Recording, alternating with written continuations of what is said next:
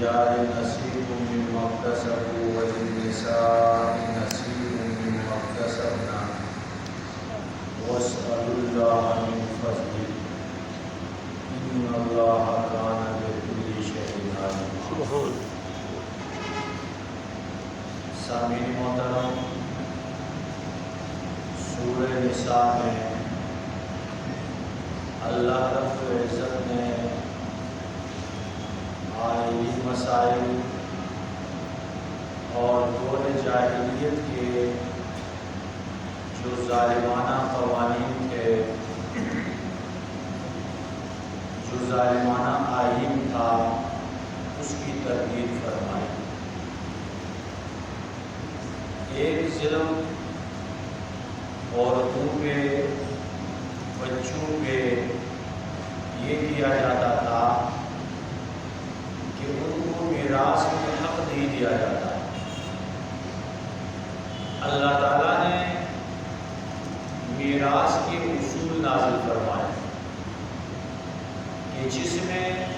جس طرح مرد کا حق ہوتا ہے، اسی طرح عورت کا اور چھوٹے بچے کا بھی حق ہوتا ہے. اس میں ورثہ کی تفصیل میں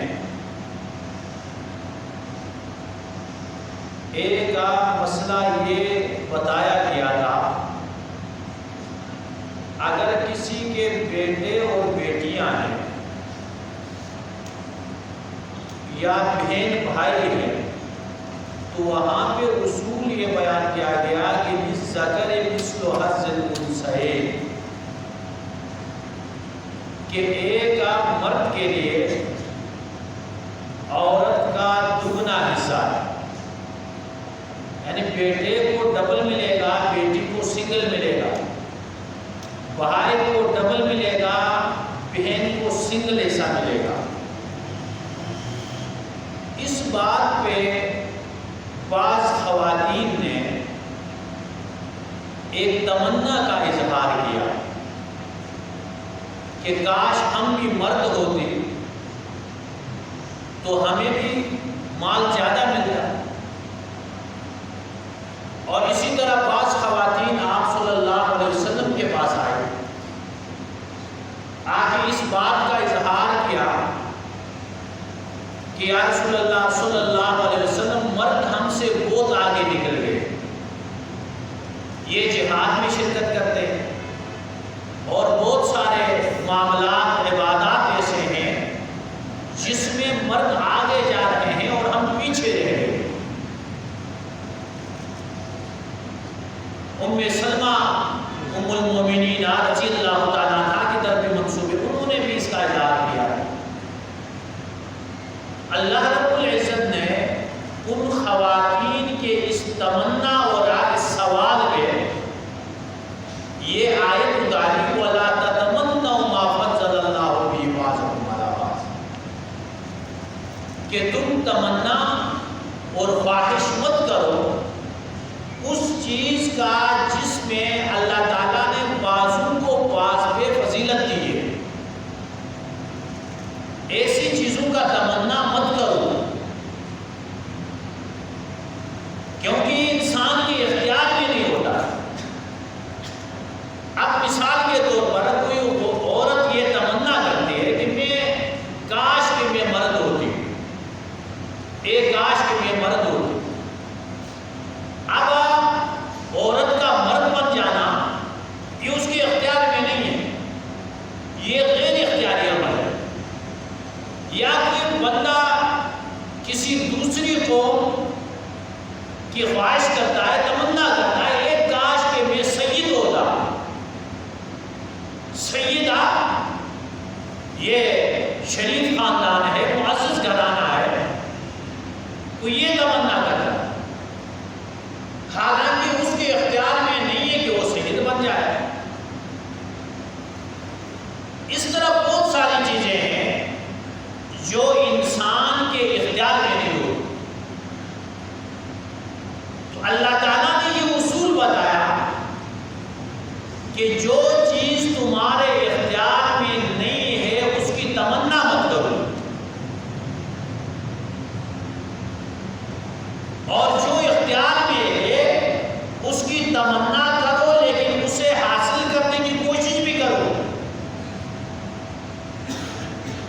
مثال کے طور پر ایک بندہ مالدار ہے، حلال مال کماتا ہے، اللہ کے راستے میں خرچ کر رہا ہے، اور ایک بندہ ہے وہ عبادات میں پابندی کرتا ہے، رات کو تہجد پڑھتا ہے۔ اب دوسرا یہ تمنا کر رہا ہے کاش کہ میں بھی ایسا مالدار ہوتا، میں بھی ایسے عبادت گزار ہوتا۔ تمنا بھی جائز ہے، لیکن اس کے لیے جدوجہد اور کوشش بھی کرے گا۔ اور رہی یہ بات کہ مرد عبادات میں بھی حصہ زیادہ لے رہے ہیں، تو اس کے لیے جواب دیا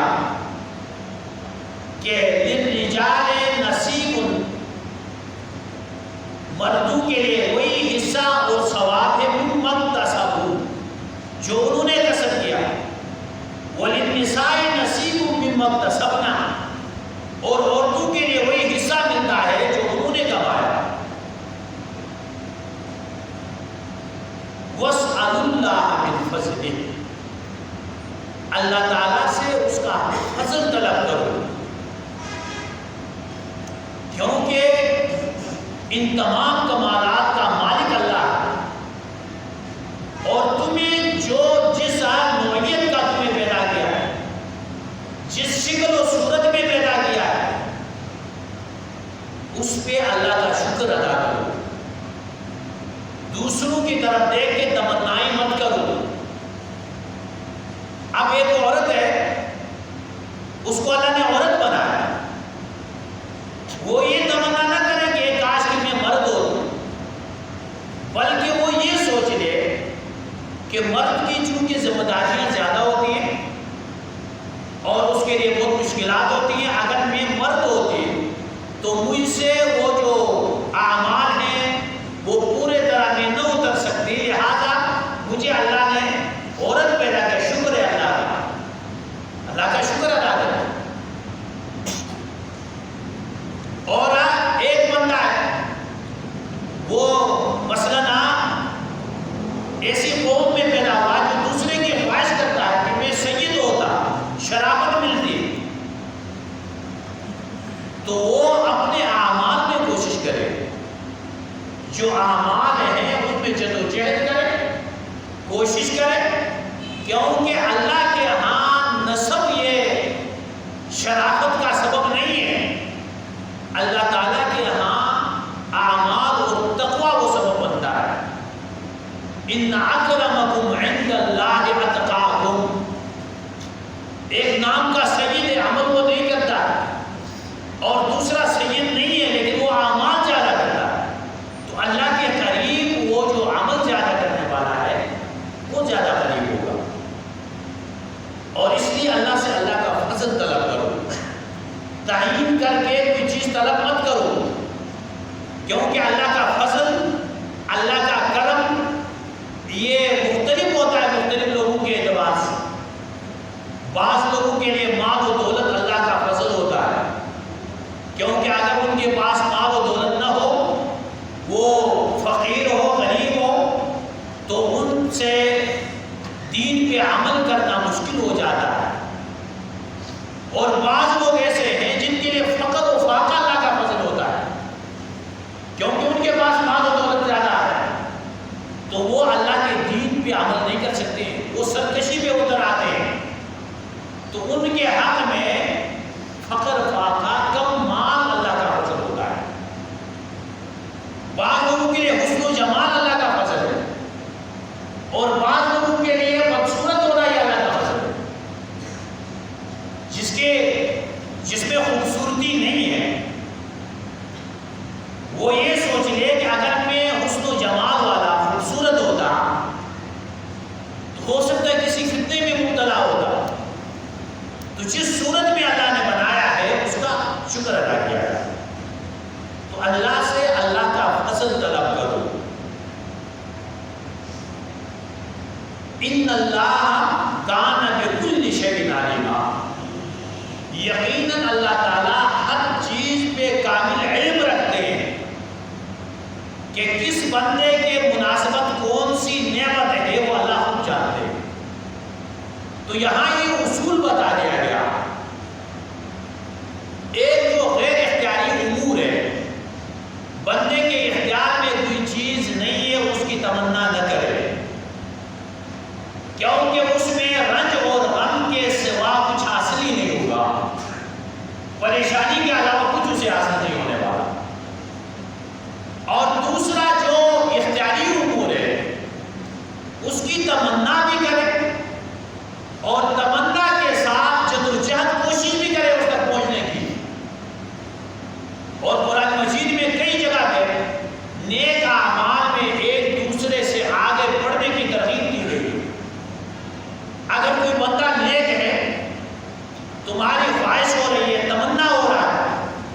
تمنا کرو، لیکن صرف تمنا نہیں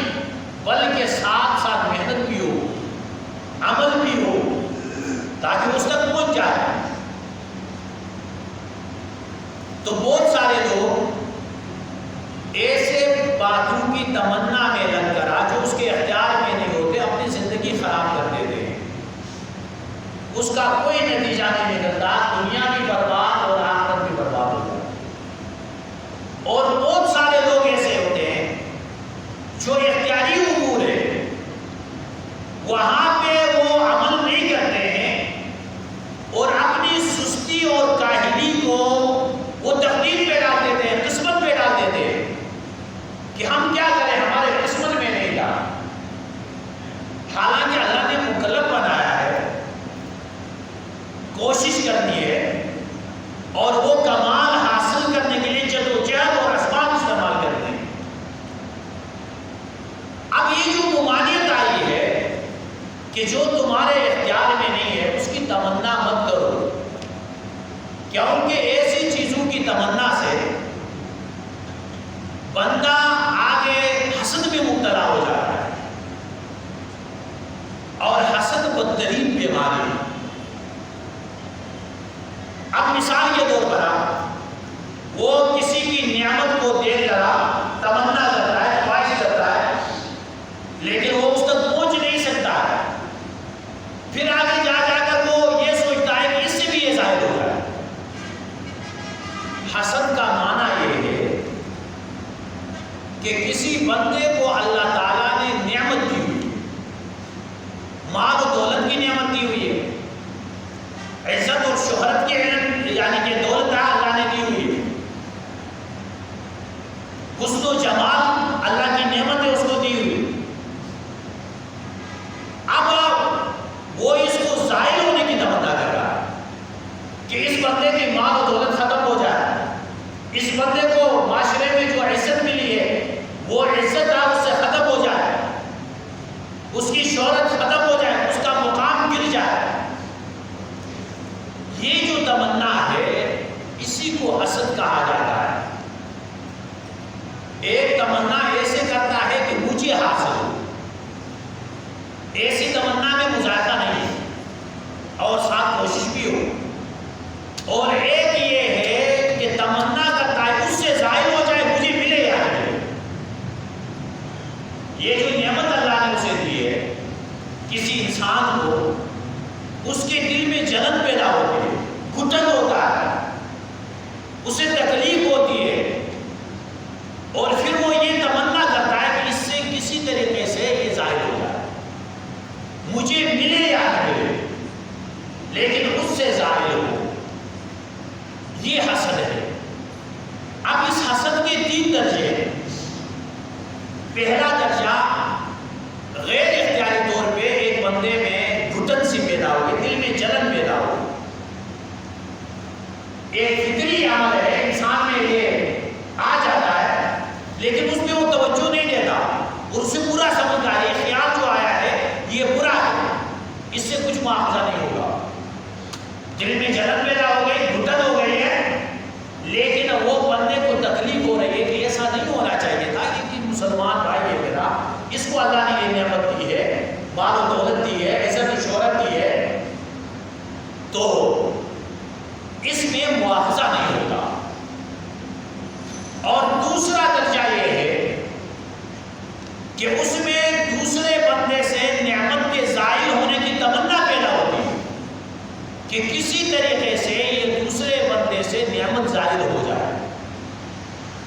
یہ تمنا، یہ دوسرا درجہ ہے۔ اور تیسرا درجہ ہے جو بدترین درجہ ہے کہ تمنا پیدا ہو کہ اس سے یہ نعمت ظاہر ہو جائے، اور ساتھ ساتھ عملی کارروائی بھی شروع کرتا ہے کہ کسی طریقے سے اس کی یہ جو مال و دولت ہے یہ چھن جائے، اور اس کی عزت و شہرت جو ہے یہ ختم ہو جائے، اس کی عزت اور مقام یہ کم ہو جائے، عزت اور مقام کم ہو جائے۔ اب اس کے لیے وہ کوشش بھی کرتا ہے، لوگوں کے سامنے غیبت کرتا ہے، لوگ کہتے ہیں یہ اچھا بندہ ہے، یہ بہت محترم بندہ ہے، کہتا ہے ایسا کوئی نہیں ہے، پھر اس کی برائی بیان کرتا ہے،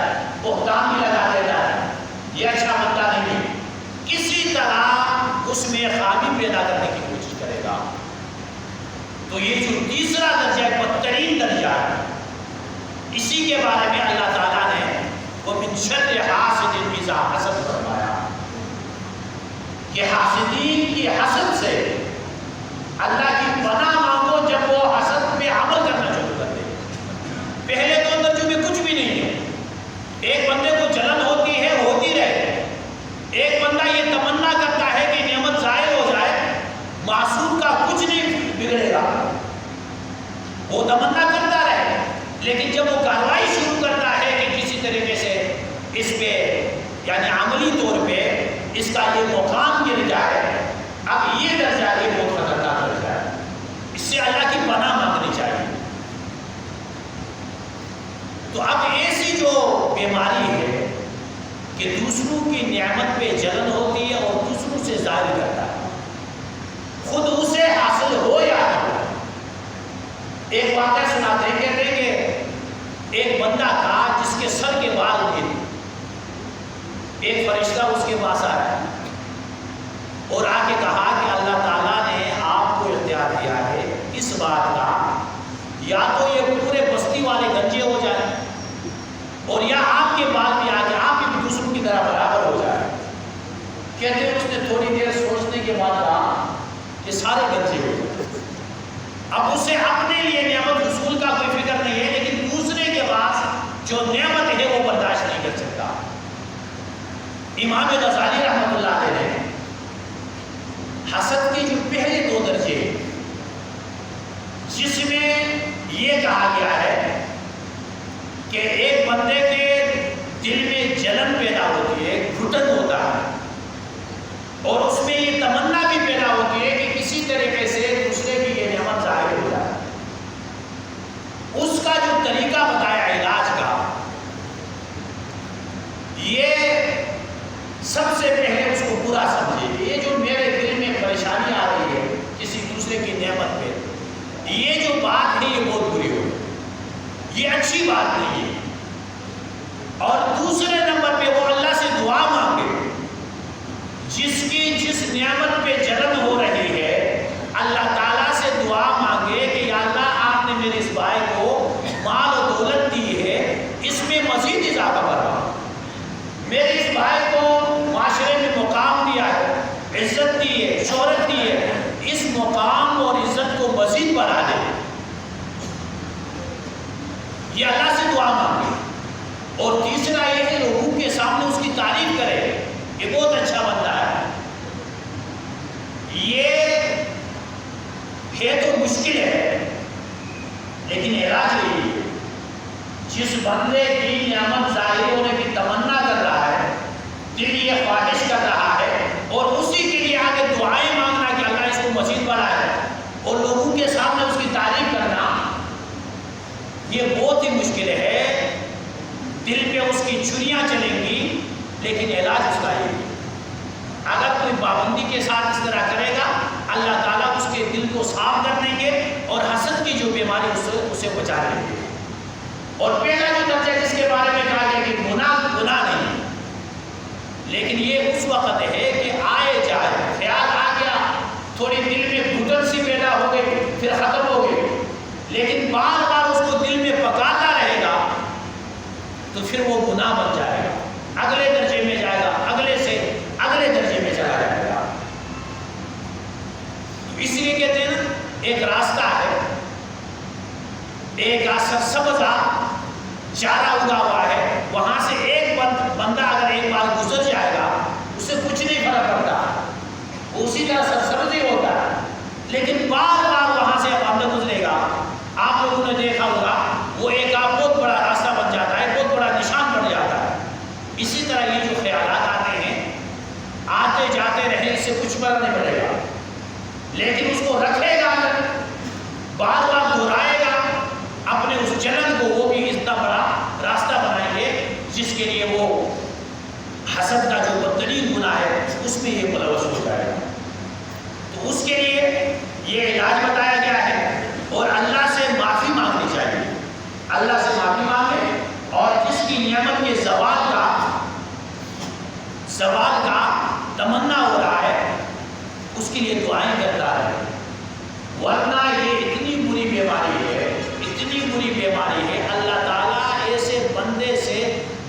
ایمان بھی چھین لیتے ہیں، اتنی بری ہے۔ مشرکین مکہ ایمان سے دور رہے، اس کا سبب کیا بنا؟ حسد بنا۔ یہود مدینہ